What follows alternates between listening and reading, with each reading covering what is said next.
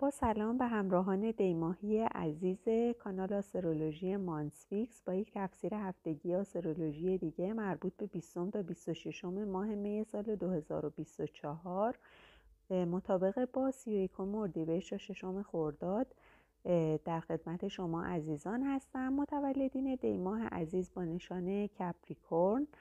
عزیزان، در این هفته زندگی حرفه‌ای شما مهم و پررنگ خواهد بود و اگر که مواردی هستش که باید در زندگی کاری خودتون به اونها رسیدگی بکنید و یا اگر که متأهل هستید ممکنه که تصمیمات مهمی رو در واقع بگیرید. در واقع شما با ورود خورشید به برج دوقلو در روز دوشنبه وارد یک چرخه‌ای میشید که در اون سخت کار خواهد کرد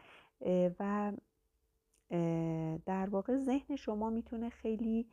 سریع کار بکنه و از تولید و کار و بهره‌وری خودتون خوشحال خواهید شد. با افرادی که با اونها کار میکنید عزیزان بیشتر تعامل خواهید داشت و واضح‌تر خواهید دید که در کاری که با این افراد انجام میدید میتونید که چه کار بیشتری رو انجام بدید عزیزان. در حالی که در روزهای دوشنبه و چهارشنبه یک سری قدم‌هایی در زمینه زندگی خصوصی خودتون و مسائل مالی خودتون برمی‌دارید، در روز پنجشنبه یک ماه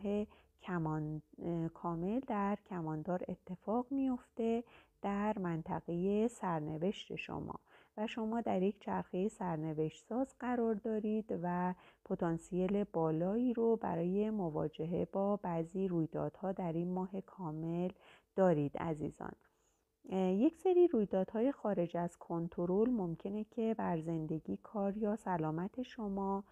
تأثیر بگذارن و ممکن استش که در این دوره در واقع جنبه معنوی شما به چالش کشیده بشه. تا حد امکان سعی بکنید که از مکانها، موقعیتها و تصمیم گیری هایی که ریسک دارن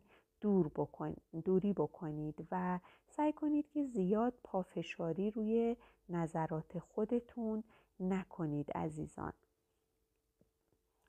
و در واقع پیوند ونوس با ژوپیتر برای شما شانس و فرصت‌های خوبی رو در زمینه زندگی خصوصی و روابطتون با فرزندانتون به همراه خواهد داشت عزیزان و شما این پتانسیل رو دارید که در بسیاری از مواردی که دور از انتظارتون هستش ببینید که خیلی خوش شانس هستید.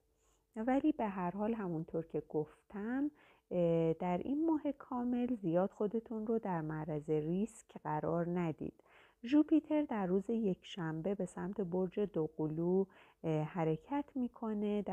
و در ادامه سال به طور کلی از این تاریخ فرصت‌های شغلی و مسائل مربوط به سلامتی شما در وضعیت خوبی خواهد بود. شما میتونید که ایده های شغلی خودتون رو عزیزان در واقع اجرا بکنید و ابتکارات مهمی رو در مورد مسائل مربوط به کسب و کار خودتون انجام بدید و همینطور به مدت 1 سال از نظر تغییر شغل یا مثلا درخواست یک شغل جدید و یا شروع یک پروژه جدید میتونید اقدام بکنید و این رو بدونید که تحت حمایت قرار خواهید گرفت. دوستان دیماهی عزیز، اگر تفسیر آسترولوژی این هفته رو پسندیدید خیلی خوشحال میشم که کانال رو سابسکرایب بکنید و لایک ها و کامنت های شما موجب حمایت از این کانال خواهد شد.